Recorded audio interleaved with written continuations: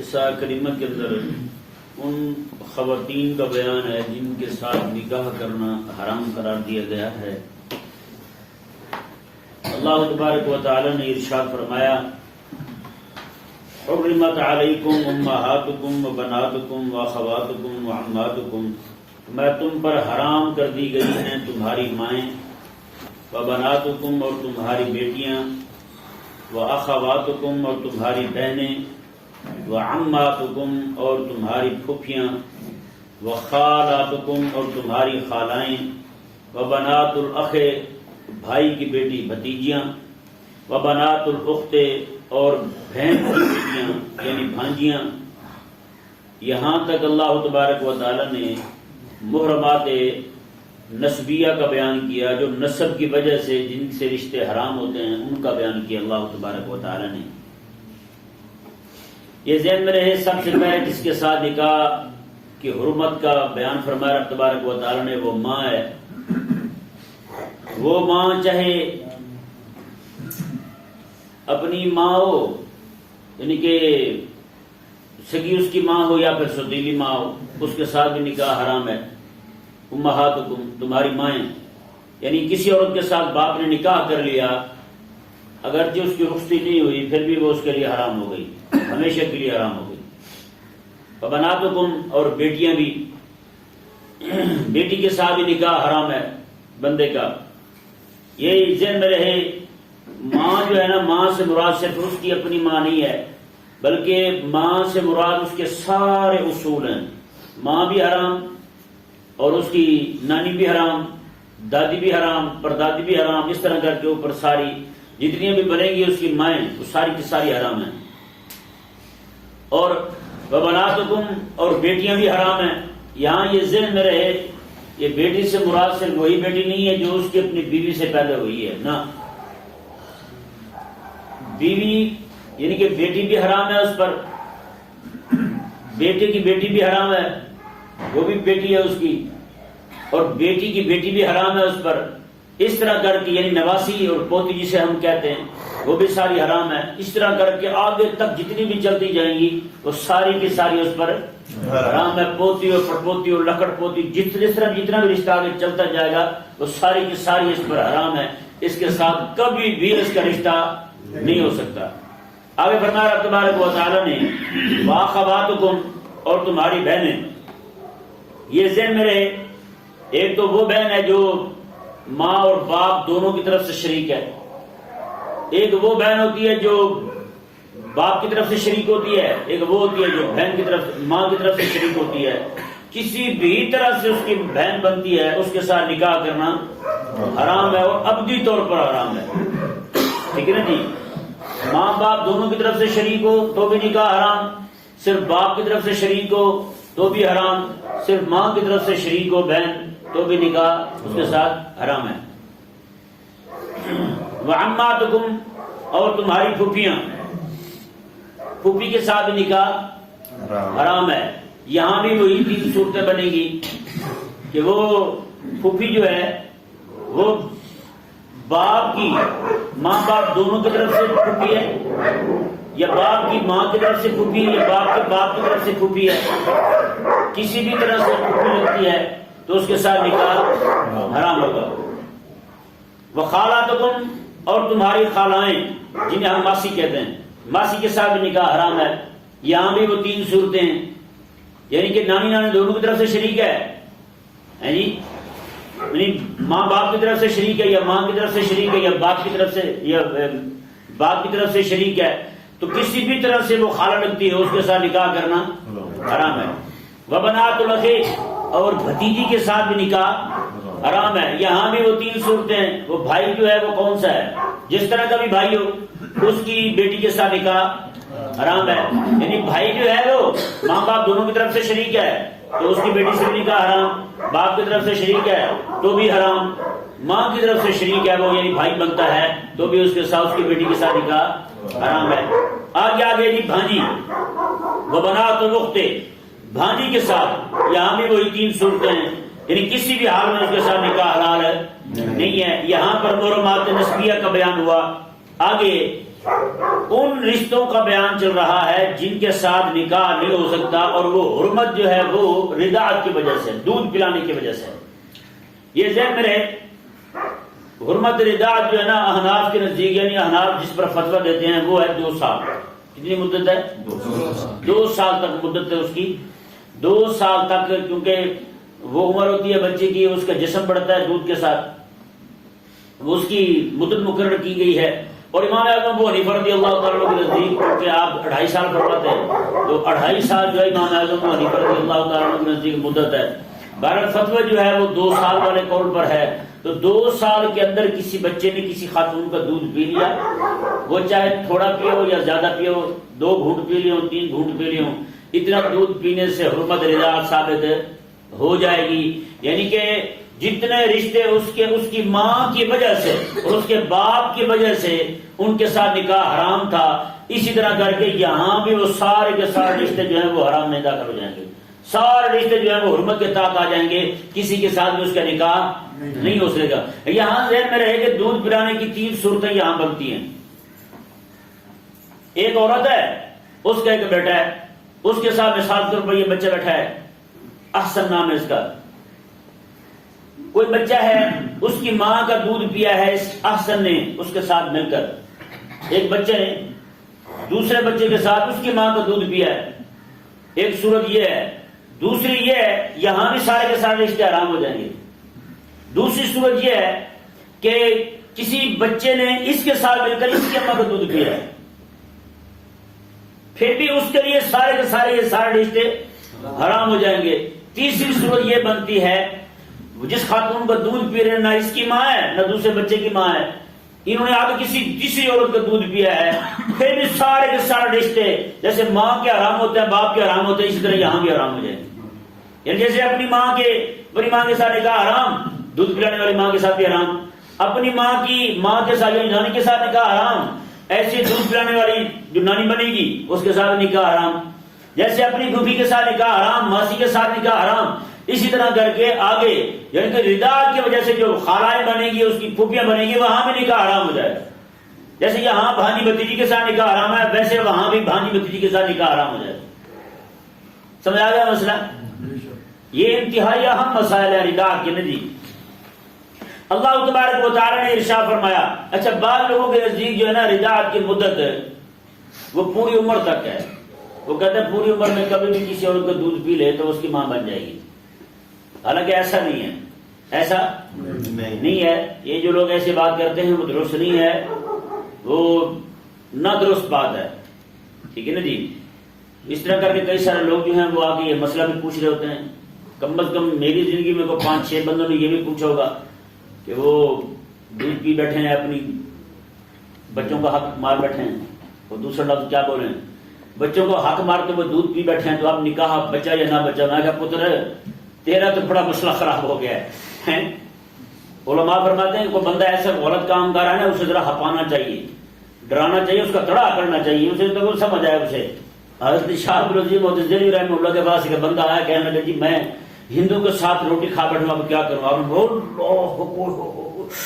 اتنا سخت کام کیا ہے آپ نے، یہ مسئلہ ڈھونڈنا پڑے گا کتابوں سے، آپ جائیں مجھے وقت دیں، میں تھوڑا جا کمبے تو صحیح، کام پہ تو ٹانگے اس کی تھوڑی دیر، یعنی تھوڑا سا ہپایا اسے تاکہ وہ ذرا نا ڈرے، وہ اس کے اندر خوف پیدا ہو مزید نہیں ہے، کیونکہ ان کی صحبت ویسے ان کے پاس بیٹھنا کھانے پینے کی اگر اجازت دے دی جائے تو کون جلد بے دین ہو جائے گا۔ میں یہ تو بڑا سخت مسئلہ ہے، یہ ڈھونڈنا پڑے گا کتابوں سے، بڑا وقت لگے گا، ذرا تھوڑا یاد رکھ کام تھوڑا جا تیری روٹی تو حرام ہوئے نا، کس طرح جا کے تم نے مشرک کے ساتھ بیٹھ کے روٹی کھا لی ہے۔ تو اس طرح لوگ آگے پوچھتے ہیں جی بچوں کا حق مار بیٹھے ہیں، دودھ پی بیٹھے ہیں، اب کیا کیا جائے ہمارے، ہم کیا کریں بلا بتائیں؟ یہ ہے کوئی حرکت کرنے والی بلا بتائیں؟ یہ ذہن میں رہے یہ حرکت کرنا مکروہ ہے، ٹھیک ہے، اس کے ساتھ نکاح پر کوئی اثر نہیں پڑتا، نکاح کو کچھ بھی نہیں ہوتا۔ اللہ تبارک و تعالی نے ارشاد فرمایا جی یہاں سے ردائی جو حرمت ثابت ہوتی ہے وہ بیان کی جا رہی ہے۔ اللہ تبارک و تعالی نے ارشاد فرمایا وَأُمَّهَاتُكُمُ اللَّاتِي يَرْضَعْنَكُمْ، اور تمہاری وہ مائیں ان کے ساتھ نکاح حرام ہے جو تمہیں دودھ پلائیں، وَأَخَوَاتُكُم مِّنَ الرَّضَاعَةِ، اور تمہاری بہنیں جو رضاعت سے ہیں، یعنی جن کے ساتھ جس خاتون کا تم نے دودھ پیا اس دودھ کی وجہ سے تمہاری بہنیں بنی ہیں ان کے ساتھ بھی نکاح حرام ہے. اور فرمایا کہ وہ امہات نسائکم، یہاں سے آگے پھر اور مسائل بیان ہو رہے ہیں. وہ امہات نسائکم، تمہاری بیویوں کی مائیں، یعنی یہاں پہ حرمت مسارت جو ثابت ہوتی ہے اس کے مسائل بیان ہو رہے ہیں. یعنی تمہاری ساس، تمہاری بیوی کی ماں، تمہاری ساس، اس کے ساتھ نکاح حرام ہے.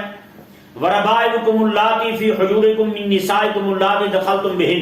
یہ ذہن میں رہے، بعض عورتیں ایسی ہوتی ہیں جن کو طلاق ہو جاتی ہے یا پھر ان کے شوہر فوت ہو جاتے ہیں، ان کے پہلے بھی بچے ہوتے ہیں، وہ بچے لے کر کے کسی اور جگہ نکاح کر لیتی ہیں، کسی اور شوہر کے ہاں گئی تو بچے بھی ان کے ساتھ گئے. اب کئی ساری جگہوں پر یہ دیکھا گیا ہے کہ وہ بچیاں چونکہ جوان ہو جاتی ہیں تو گھر میں جو رہنے والا اس کا شوہر ہوتا ہے، نیا شوہر، اس کی نیت جو ہے وہ پلید ہونا شروع ہو جاتی ہے، نیت خراب ہونا شروع ہو جاتی ہے.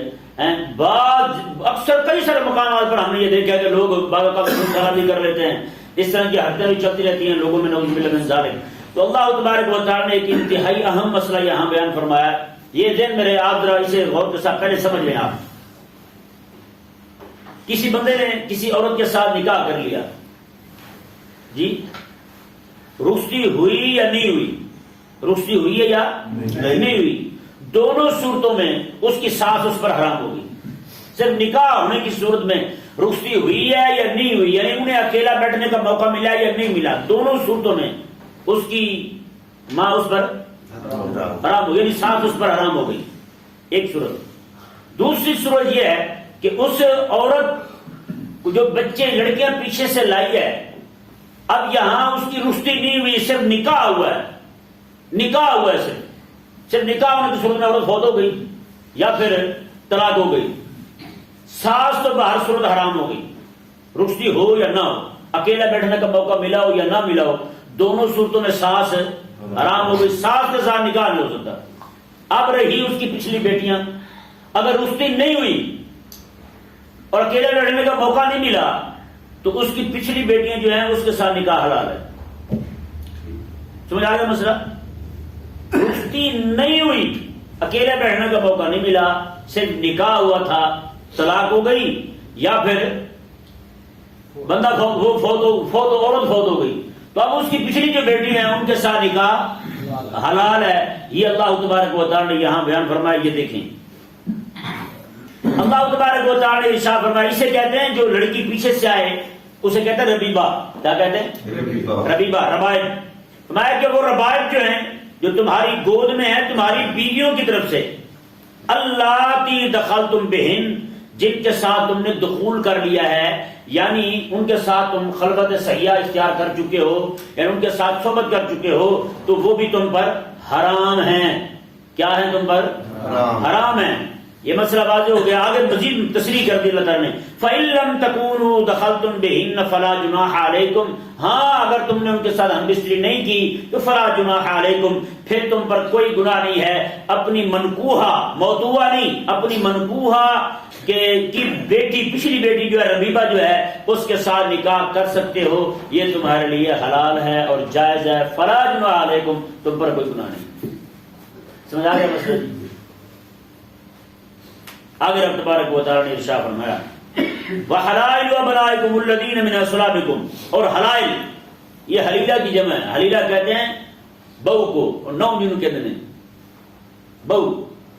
فرمایا رب تبارک و تعالی نے فرمایا کہ تمہارے صلبی بیٹے جو ہیں، یہ من اصلابکم کا جو لفظ ہے یہ قید اتفاقی نہیں ہے، اعتراضی ہے. یعنی یہاں پر یہ بیان کیا جا رہا ہے کہ ایک ہوتا ہے منہ بولا بیٹا، ایک ہوتا ہے صلبی بیٹا. ٹھیک ہے نا جی؟ منہ بولا بیٹا ایسے کسی کو بندہ بیٹا کہہ لے، جسے متبنہ کہتے ہیں. کیا کہتے ہیں؟ متبنہ. منہ بولا بیٹا بھی کہتے ہیں. فرمایا کہ منہ بولا بیٹا جو ہے اس کی بیوی کے ساتھ نکاح تم پر حرام نہیں ہے. وہ طلاق دے دے یا پھر وہ فوت ہو جائے، کسی بھی صورت میں وہ خاتون جو ہے وہ یعنی بے نکاحی ہو جائے تو اس کے ساتھ نکاح تمہارے لیے حلال ہے اگر وہ منہ بولے بیٹے کی بیوی ہے. اگرچہ اسے بہو کہتے رہیں، کہنے میں کوئی حرج نہیں ہے، لیکن اس پر احکامات بہو والے نہیں لگیں گے. یہ ذہن میرا مسئلہ. فرمایا کہ تمہارے صلبی بیٹے، کون سے بیٹے؟ صلبی بیٹے جو تمہارے سگے بیٹے ہیں، ان کی جو بیویاں ہیں وہ تمہارے لیے کیا ہیں؟ حرام ہے، ان کے ساتھ نکاح نہیں ہو سکتا۔ آگے دیکھیں جی، آگے جمع بین الاخوتین بین الاختین، فرمایا کہ تم دو بہنوں کو بھی جمع نہیں کر سکتے الا ما قد سلف، مگر یہ کہ جتنا ہو چکا پہلے وہ معاف ہے۔ اب حکم یہ ہے کہ کوئی بندہ نکاح میں دو بہنوں کو جمع نہیں کر سکتا، دو بہنوں کو جمع نہیں کر سکتا۔ یہ آپ صرف بہنوں تک کی مسئلہ محدود نہیں ہے، حدیث شریف میں اس کے مزید وضاحت کی گئی، اور اس کی سمجھنے کے لیے آسان جو علماء نے مثال بیان کی ہے کہ کیسے ہم نے دیکھ رہا ہے کہ کس کس عورت کو جمع نہیں کر سکتے نکاح میں، وہ آسان سا طریقہ یہ ہے، کلیہ جسے کہہ رہے ہیں آپ، ایک دو عورتیں ہیں جن کو آپ جمع نہیں کر سکتے، ان میں سے ایک کو مرد تصور کریں، ایک کو عورت، ان دونوں کا نکاح دیکھیں آپس میں ہو سکتا ہے، اگر ہو سکتا ہے نکاح آپس میں تو آپ ان کو نکاح میں بھی جمع کر سکتے ہیں، اگر ان دونوں کا نکاح آپس میں نہیں ہو سکتا تو ان دونوں کو ایک نکاح میں بھی جمع نہیں کر سکتے۔ جیسے مثال کے طور پر ایک بندے کے گھر میں بیوی ہے، ایک خاتون ہے جی، اس کی سالی ہے، اس کے ساتھ اس کو جمع کرنا نکاح میں یہ حلال نہیں ہے۔ کیوں؟ ان دونوں میں سے ایک کو مرد تصور کریں، دوسرے کو بہن، تو اس صورت میں دو بہنیں جو ہیں، ایک بھائی بنے گا دوسرا بہن، تو بہن بھائی کا نکاح آپس میں حرام ہے۔ اچھا، یہاں بھی جمع نہیں کر سکتے۔ ایک بندے کے گھر میں بھتیجی ہے نکاح میں ہے جی، اب اس کی پھوپھی کو لانا چاہتا ہے، تو پھوپھی کو مرد تصور کریں، اسے عورت تصور کریں، تو یہ بنے گا آپس میں چچا اور بھتیجی۔ کیا چچا بھتیجی کا نکاح جائز ہے؟ تو لہٰذا ان دونوں کو یہاں جمع کرنا بھی جائز نہیں۔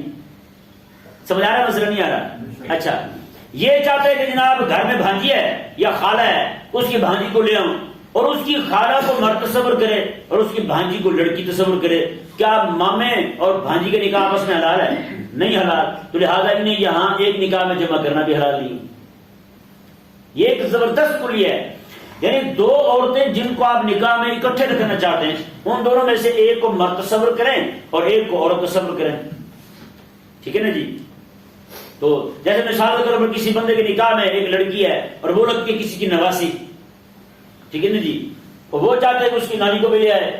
آج کل بہت ساری جگہوں پہ ایسا ہے کہ جناب وہ عورتیں تکڑی ہوتی ہیں، اتنے بڑھاپا نہیں آیا ہوتا ان پر، لوگ جو ہے وہ یعنی تیار ہو جاتے ہیں نکاح کے لیے، تو ان دونوں میں سے ایک کو مرد تصور کریں ایک کو عورت تصور کریں، تو ایک بن جائے گا نانا، دوسری بن جائے گی نواسی، ان دونوں کا نکاح آپس میں حلال نہیں ہے، تو ان دونوں کو کسی کے نکاح میں جمع ہونا بھی حلال نہیں۔